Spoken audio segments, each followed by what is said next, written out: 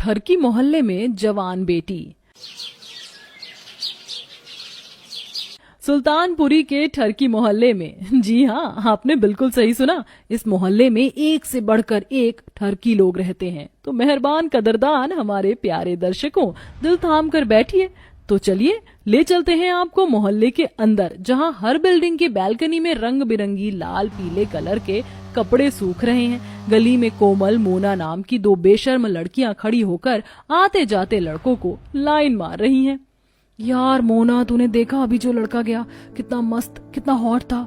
मेरा तो उस पर दिल आ गया। तेरा क्या ख्याल है? ख्याल तो 50-50 का है। तुझे तो पता है मेरा एक्स बॉयफ्रेंड बिल्कुल लपू झन्ना निकला, इसलिए मैंने उससे ब्रेकअप कर लिया। सोच रही हूँ कोई नया लड़का पटा लूं। तभी मोहल्ले के बीचों बीच सड़क से लता देवी सब्जियों की थैली लेकर जाते हुए उनकी बातें सुनकर बड़बड़ाते हुए आगे बढ़ जाती हैं। हे भगवान, आजकल के बच्चे किस कदर बिगड़ गए। लड़के तो लड़के, लड़की भी एक नंबर की ठरकी हो गई हैं। कुछ कदम आगे चलने पर नुक्कड़ पर बनिए लाला की दुकान पर अलग ही नजारा छाया हुआ था, जहां बिपाशा बहुत ही बिगड़ैल सलीके से मस्ती मजाक कर रही थी।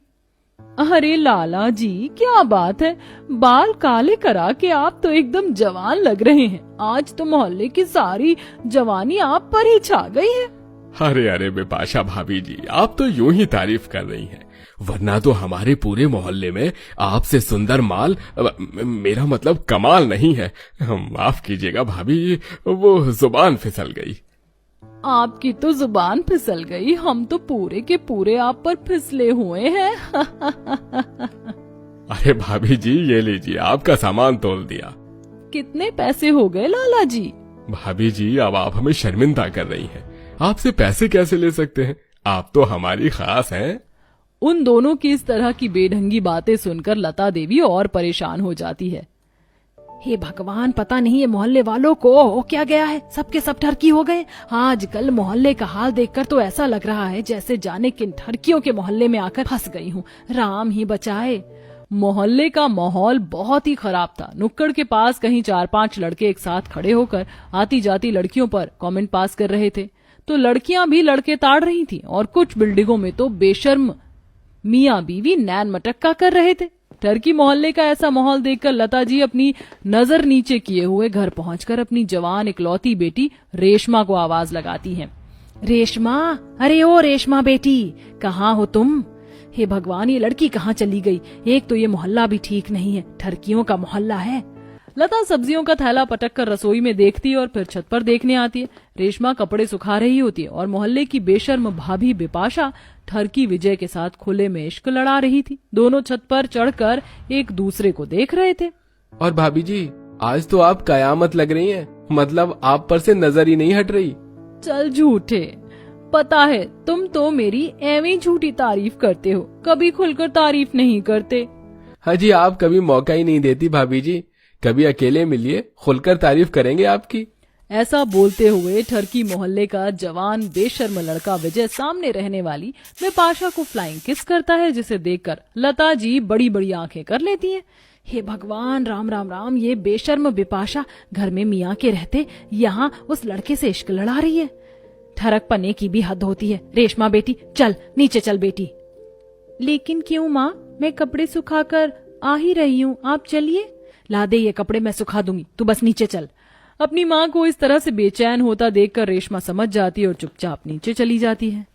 दर्द के मारे मेरा बहुत ज्यादा सर फट रहा है, एक कप चाय तो बना दे। चाय तो मैं बना दूंगी माँ, लेकिन आप बेवजह इतनी टेंशन मत लिया करो। कैसे टेंशन ना लूं बेटी, ऐसा ठरकी मोहल्ला है, ऊपर से जवान बेटी है। तू नहीं समझेगी बिटिया, जवान बेटी माँ बाप के लिए टेंशन होती है, ऊपर से इस मोहल्ले का एक भी इंसान शरीफ नहीं है। जवान से लेकर बूढ़े साल वाले को भी जवानी छाई हुई है। अच्छे खासे शरीफों के मोहल्ले का जुलूस निकाल रखा है। माँ, हमको लोगों और मोहल्ले से क्या लेना देना, हम सिर्फ अपने आप से मतलब रखते हैं। हम ठीक हैं तो सब ठीक है। अच्छा, अब मैं कोचिंग क्लास के लिए जा रही हूँ। अच्छा चल, मैं छोड़ आती हूँ। माँ तुम परेशान मत हो, मुझे बबली भाभी के घर ही तो जाना है, चली जाऊंगी। इस तरह से दिन बीतते हैं। हर दिन के साथ ठरकी मोहल्ले का माहौल और भी ज्यादा खराब होने लगता है, जिसके चलते लता जी को अपनी जवान बेटी की चिंता और भी ज्यादा लगती है। हे भगवान, ये ठरकी मोहल्ले का माहौल देख देख कर मेरा तो बीपी बढ़ता जा रहा है।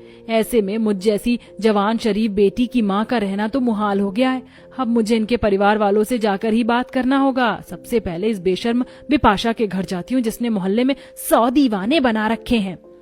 लता जी अपने घर से निकलकर मोहल्ले का मकान नंबर 24/12 में जाती हैं, जो कि बिपाशा का होता है, जहां उसका ससुर धर्मेंद्र धोती लहराते हुए हॉल में पवन सिंह के लेटेस्ट गाने पर नाच रहा था। अरे ओ मेरी क्यूटी, ओ मेरी ब्यूटी, ओ मेरी क्यूटी, तेरे होठों की सेंड कर फोटो, मैं मिस करूं चुम्मा तेरा। मेरी क्यूटी, तेरे होठों की सेंड कर फोटो, मैं मिस करूं चुम्मा तेरा। जैसे ही लता जी ठरकी बेशर्म ससुर को इस तरह से नाचते देखती हैं तो माथा पीट कर बोलती हैं, हे भगवान, इस धर्मेंद्र चौधरी ने तो ठरकी मोहल्ले की मिसाल ही कायम कर दी। लेकिन मैं बात करके जाऊंगी। धर्मेंद्र जी, मुझको आपसे बात करना है। बहारो फूल बरसाओ, मेरा महबूब आया है, मेरा महबूब आया है। अरे आपको तनिक भर भी शर्म नहीं आ रही है? भजन सुनने की उम्र में ऐसे अश्लील गाने गा रहे हैं। अरे लता जी, कौन कहता है कि मेरा बुढ़ापा आ गया? आज भी राजेश खन्ना लगता हूँ। वैसे आप भी हेमा मालिनी लगती हैं। ची ची ची, शर्म आनी चाहिए आपको। जब ससुर ही कैरेक्टर का ढीला है तो बहू क्यों नहीं ठरकी होगी? अरे बूढ़े इंसान के पके हुए बाल उसकी उम्र की शोभा होते हैं। उन्हें तो तहजीब रखनी चाहिए, पर पता नहीं तुम किस खेत की मूली हो जिसके अंदर नाखून भर के भी शर्म हया नहीं है।